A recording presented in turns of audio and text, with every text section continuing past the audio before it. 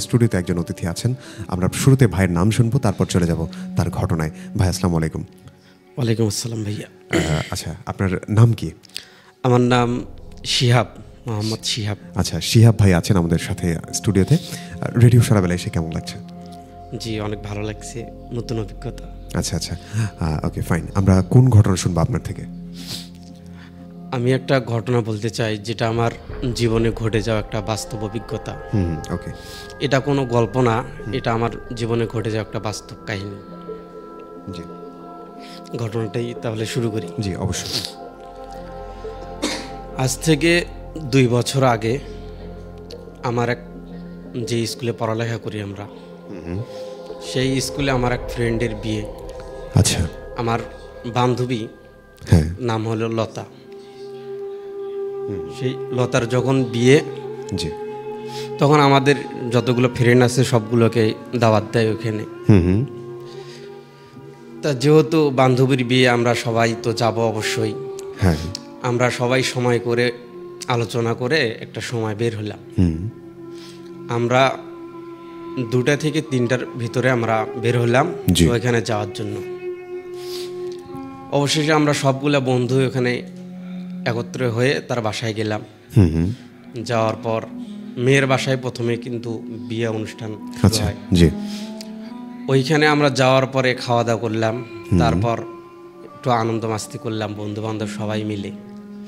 তারপর যখন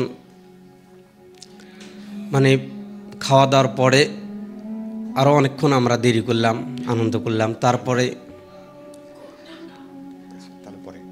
বিয়ে যখন অনুষ্ঠিত হলো, বিয়ে অনুষ্ঠান অনেক আমরা মজা করলাম। তখন থেকে আমার যেন শরীরটা কীরকম লাগতেছে, ভালো লাগতেছিল না।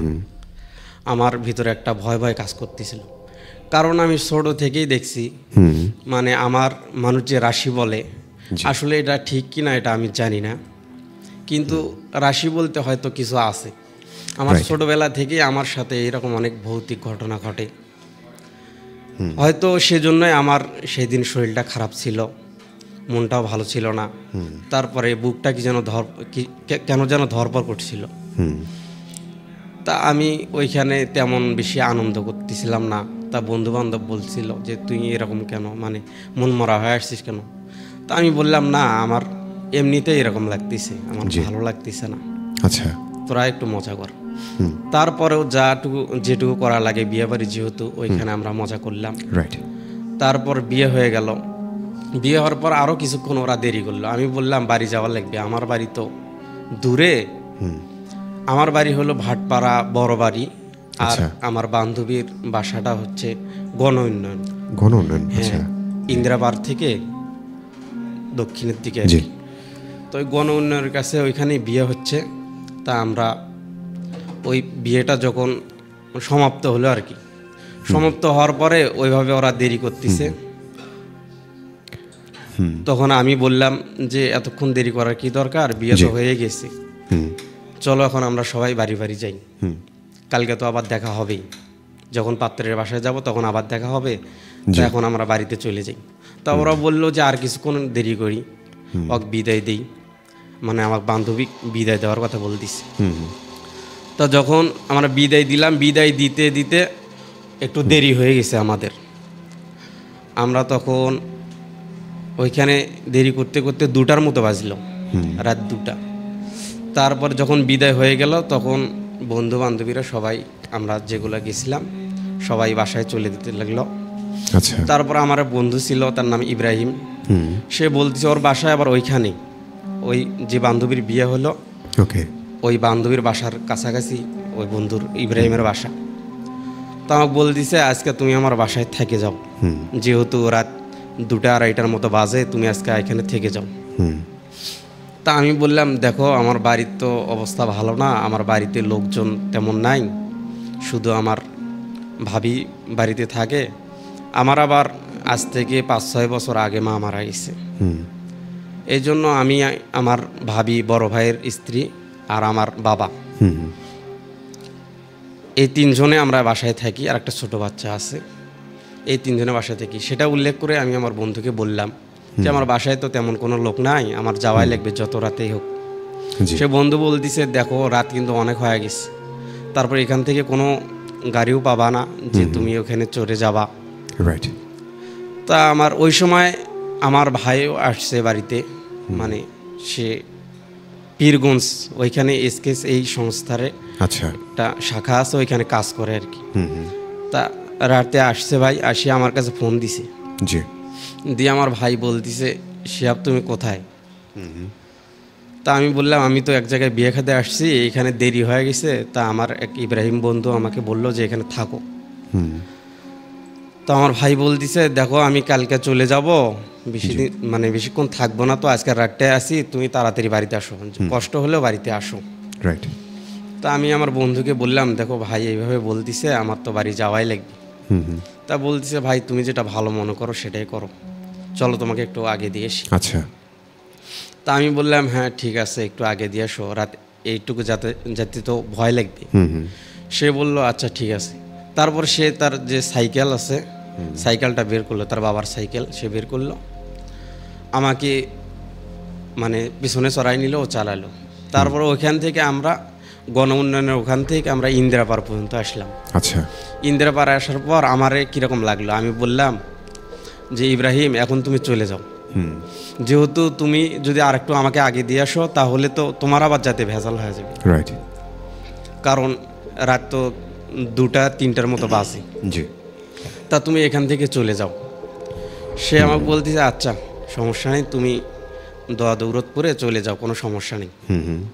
তা আমার ভিতরে আগে থেকেই ভয়, আমার শরীরটা কীরকম লাগতেছে। জি। তারপর আবার আমার তো আগে থেকে একটু রাশ খারাপ, আমি সেটা জানি। তারপর আমার আবার মনটা কীরকম লাগতেছে, এই জন্য আমি একটু দৌড়ত করে তাকে বিদায় দিয়ে আস্তে আস্তে আসতেছি। আস্তে আস্তে পাকা রাস্তা হাঁটতেছি, হাঁটতে হাঁটতে ইটাকুরের মাঝারের তরে আসলাম আমি ওখানে। আচ্ছা। তারপরে ওইখান থেকে আবার আমাদের বাড়ি কাঁচা রাস্তা নামে আসছে ওই পাশে। তা আমি ওখান থেকে আসার পর ওইখানে একটা ছোট একটা ব্রিজ আছে, শুনছিলাম যে ওই ব্রিজ নাকি অনেক ভৌতিক। আচ্ছা। তারপরে একটু মনের কোন ভিতর। ব্রিজটার কথা বলছেন যেন? জি। কোন ব্রিজটার কথা? কোন ব্রিজটার কথা বলছিলেন? সেই ব্রিজটা হলো ইটাকুরের মাঝার থেকে এসে, জি জি, মানে একটা যে কাঁচা রাস্তা নামে গেছে। কাঁচা রাস্তা, হ্যাঁ, উঁচু ব্রিজ একটা। হ্যাঁ হ্যাঁ হ্যাঁ হ্যাঁ, দেখেছি। জি জি। মরাঘাটের ব্রিজ না, তার মানে আসার পূর্বেই একটা ব্রিজ আছে ওইখানে। আচ্ছা আচ্ছা। সেই ছোট ব্রিজটা, সেই ছোট ব্রিজের কাছে যখন আমি আসলাম তখন মানে আমার গা পুরো ঠান্ডা হয়ে গেল, পুরো লোমগুলো দাঁড় হয়ে গেল। আমি বুঝলাম না এখানে কোনো ঝামেলা আছে। জি। আমি একটু তাড়াতাড়ি হাঁটা শুরু করলাম। আমার হাতে কিছু ছিল না, শুধু আমার ফোনটাই ছিল। রাইট। তারপর আমি একটু হাঁটাহাঁটি শুরু করলাম। তারপর আমার তো পুরো শরীর ঠান্ডা হয়ে গেছে, মানে এত পরিমাণে ভয় লাগতেছে যে আমি ঘাটা যে হেঁটে যাচ্ছি মানে বুঝতে পারতেছি না, আমার পা আগাচ্ছে না, শুধু মনে হয় পথ বেশি হচ্ছে বেশি হচ্ছে। আচ্ছা আচ্ছা। তারপর হঠাৎ করে আমার সাইডে নজর গেল, যাওয়ার সাথে সাথে আমি দেখি মানে একটা জায়গা এমন কালো হয়ে আছে, মানে আমার থেকে 10-12 হাত একটু সরে। আচ্ছা। একটা জায়গায় এমন কালো হয়ে আছে, আমি দেখার সাথেই মানে আমার অবস্থা খারাপ, মনে হয় কলজা উড়ে চলে গেছে এইরকম অবস্থা। তারপর আমি ওদিকে ভ্রুক্ষেপ না করে দোয়া পড়ে লা ইলাহা ইল্লা আনতা সুবহানাকা ইন্নী কুনতু মিনাজ জালিমিন, এই দোয়াটা পড়ে আমি আমার মতো চলা শুরু করলাম। তো ওই ব্রিজ থেকে আসলাম, আস্তে আস্তে মরাঘাটের পুল। জি। আমাদের ওইখানে মরাঘাটের পুল ওটাকে বলে। আচ্ছা। ওইখানে যখন আসলাম তখন দেখি একটা কুকুর। ওই কুকুরটা এমন কুকুর ছিল, মানে ওটা কোনো স্বাভাবিক কুকুর না। জি। সেই কুকুরটার মানে চোখগুলা লাল টকটকা ছিল। এইরকম কুকুর আমি আগে জীবনে দেখিনি। সে কুকুরটার চোখগুলো লাল টকটকা ছিল, আর জিবাটা মনে হয় 1 হাত। আচ্ছা আচ্ছা। সে কুকুরটা একটা মনে হচ্ছে যে একটা সিংহর মতো, মানে আকৃতিটা এত বিশাল ছিল। হ্যাঁ, মানে পুরা শরীরের লোমগুলো ছিল বড় বড়, চোখগুলা লাল, আর যে জিবাটা ছিল এটাও লাল কিন্তু 1 হাতের মতো। আচ্ছা আচ্ছা। সেই জিবাটা মনে হয় তার জিভ থেকে মাথা থেকে মাটিতে নিচড়ে যাচ্ছে। আচ্ছা আচ্ছা। ওটা দেখার সাথে তো আমার অনেক ভয় লাগলো। তারপরে আমি চোখ বন্ধ করে দরুদ শরীফ পাঠ করলাম। আচ্ছা। দরুদ শরীফ পড়তেছে, আমার ভয় তো মানে আমার যে দরুদ শরীফ এটা মনে হয় ভুলে গেছে, এইরকম অবস্থা। তারপর সেই কুকুরটা আমার দিকে মানে তাকিয়ে কীরকম একটা শব্দ করছে, আচ্ছা মনে হয় আমাকে এখনই তেড়ে এসে খেয়ে ফেলবে। আমার তো ওইখানে মানে পা খালি থরথর করে কাঁপছে। আমি মনে মনে বলতেছি, আল্লাহ এবারের মতো আমাকে বাঁচিয়ে দাও, জি। আমি আর এই রাস্তায় এত রাতে আর কোনোদিন যাব না। আচ্ছা তা ওই রকম করতে করতে চোখ বন্ধ করে যখন দৌড়শরী পাঠ করা শুরু করলাম, আয়াতুল কুরসি পড়লাম, তারপরে দেখলাম কুকুরটি নাই। তারপরে আস্তে আস্তে বাড়ির দিকে চলে আসলাম। এটাই আচ্ছা। আসলে আমার ঘটনা। এই ছিল আপনার ঘটনা। যাই হোক শিহাব ভাই, আপনাকে অসংখ্য অসংখ্য ধন্যবাদ এবং আপনার নিজের সাথে করে যাওয়া এই চমৎকার ঘটনাটি আমাদের সাথে শেয়ার করার জন্য।